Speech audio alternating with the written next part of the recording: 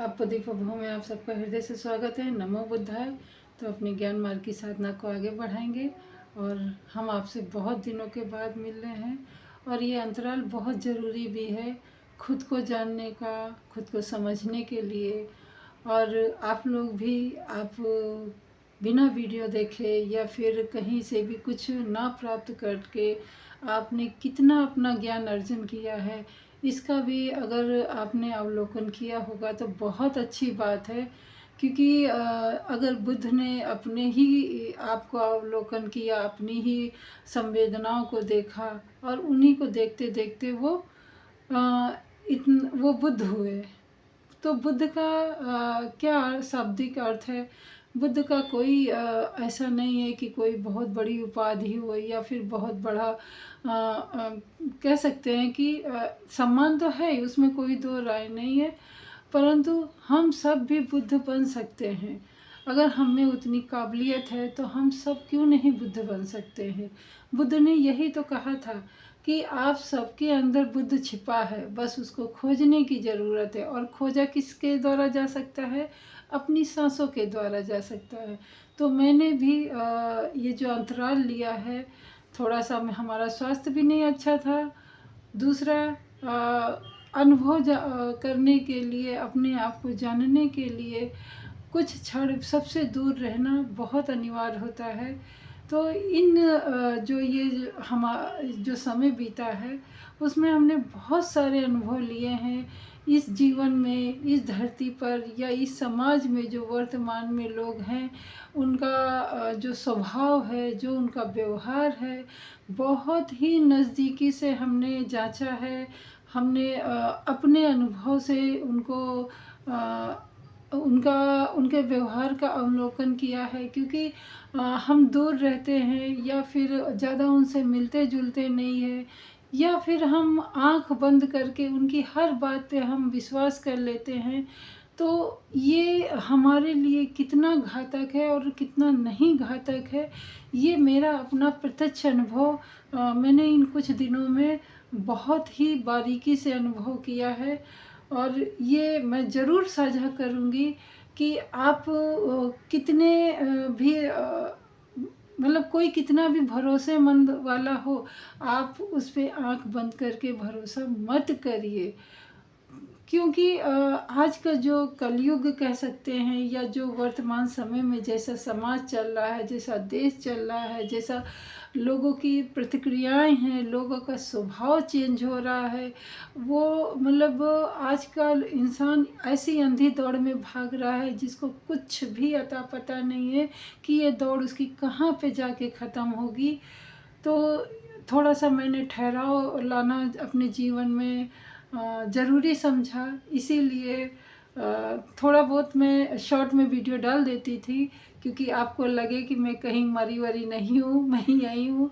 और आप लोग क्या पसंद करते हैं, तो मैंने अनुभव किया कि एक तो जो हम आपसे चर्चा करते हैं, हम अपना अनुभव साझा करते हैं, शायद आप लोग इसको लाइक या सब्सक्राइब या कुछ भी ना करते हों, परंतु कहीं न कहीं कुछ लोगों को ये पसंद आ रहा था।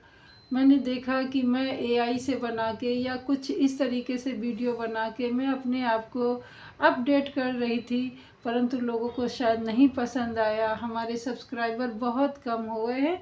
तो मुझे ये लगा कि सच में कुछ लोगों को ज्ञान की बहुत ज़रूरत है और उनको सच में जिज्ञासा है कुछ नया जानने का, कुछ नया सीखने का। तो ये जानकर मुझे बहुत खुशी हुई। सब्सक्राइबर कम हुए इसका दुख नहीं हुआ है। हाँ, क्योंकि मुझे अच्छा ही लगा कि शायद कुछ लोग हैं जो ज्ञान को महत्व दे रहे हैं।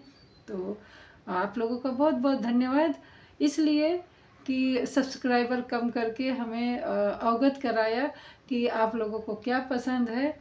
तो मैं यहाँ पे यही कह रही थी कि आप लोग किसी पे भी आंख बंद करके इतना भरोसा मत करिएगा, यहाँ तक कि मेरी भी बात पे।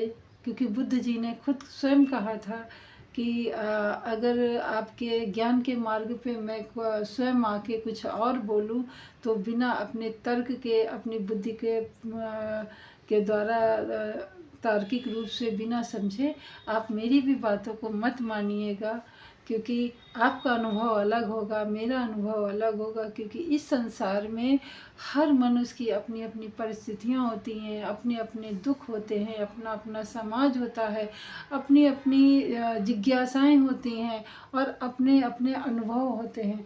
उन अनुभव के अनुसार उनको क्या पसंद है, क्या नहीं पसंद है, क्योंकि सृष्टि ने हर जीव को यूनिक बना के भेजा है। उसका अपना एक अस्तित्व रहता है।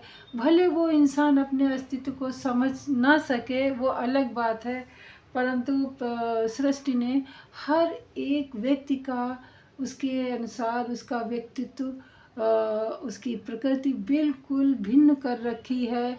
और उस भिन्नता ही के कारण कुछ लोग अपना व्यक्तित्व उभार करके सामने लेके आते हैं, जिनको लोग पसंद करते हैं, जिनको लोग अपना नायक बना लेते हैं।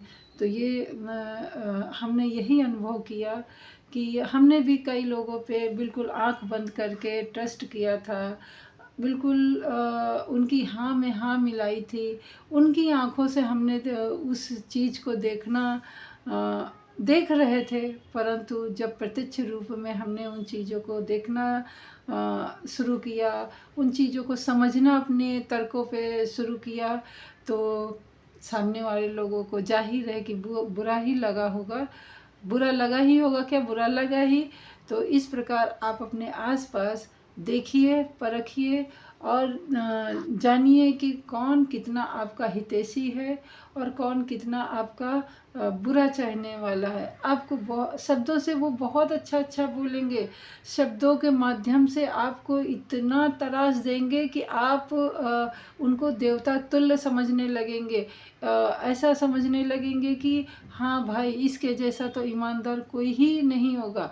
परंतु जब आप अपने तर्क का ये पन्ना खोलेंगे और उस पन्ने पे जो लिखा होगा, क्योंकि जो उनका व्यवहार है, कहीं ना कहीं कहते नहीं कि प्रकृति ऐसी है कि आप कितना भी झूठ बोल लो, आप कितना भी 7 मखमल के परतों में किसी गंदी चीज़ को छुपा लो, परंतु उसकी जो महक होती है, जो उसकी बदबू होती है, वो 7 परतों के बाहर भी आ जाती है, किसी न किसी रूप में वो उजागर ही हो जाती है।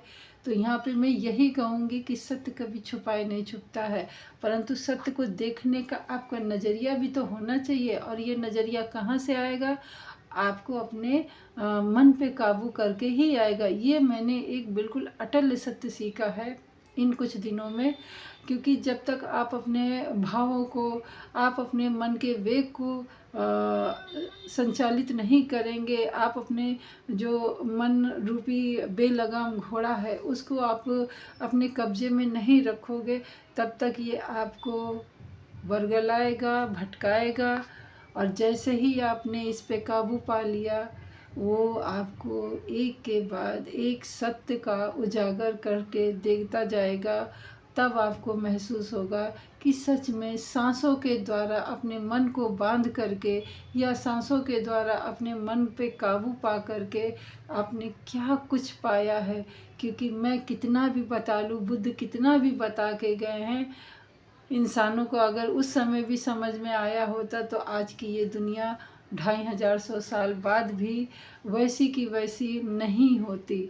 बहुत से जिन्होंने सीखा है वही बेचारे बचे बचे बचे बचे आज बुद्ध का धर्म को प्रसारित कर रहे हैं, संचालित कर रहे हैं।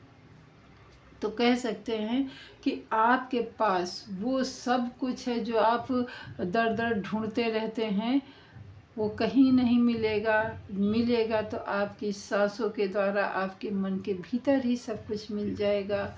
आप एक बार इस बात पे विश्वास ज़रूर करके देखिए और मेरा ना मानिए, अपनी सांसों का कहना मान करके अपने मन को थोड़ा सा टटोलिए, मन पे थोड़ा सा काबू पाइए।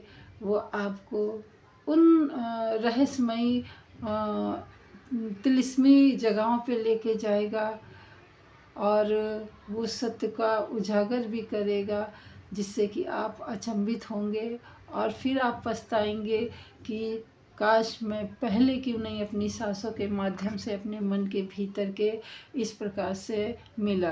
तो आशा है कि मैं अपनी थोड़ा सा अनुभव आपके साथ साझा की हूँ। आप इस अनुभव से कहीं ना कहीं थोड़ा बहुत लाभान्वित होंगे और अपने मन के अंदर के जो अद्भुत चीज़ें हैं उनसे आप अवगत होंगे और उनसे आप आपका कुछ ना कुछ भला ही होगा ज़रूर। तो इसी आशा के साथ मैं अपने शब्दों को विराम देती हूँ। मिलती हूँ अगली वीडियो में, तब तक के लिए नमो बुद्धाय। मंगल हो आपका भी, हमारा भी। और कृपया करके आयुर्वेद की तरफ ज़रूर बढ़ें। और आयुर्वेद में वो सब इलाज है जो आपको, देखा जाए तो एलोपैथिक भी बुरा नहीं है। विज्ञान जो है वो इलाज करता है, परंतु आयुर्वेदिक आपको साइड इफ़ेक्ट कुछ नहीं देता है। तो अच्छे दोनों ही हैं, बुरा किसी को नहीं कहेंगे, सबका अपना अपना अस्तित्व है। तो नमो बुद्धाय। मंगल हो आपका भी, हमारा भी और सृष्टि के समस्त प्राणीजनों का कल्याण ही कल्याण रखिए। मन में भाव ऐसे जरूर।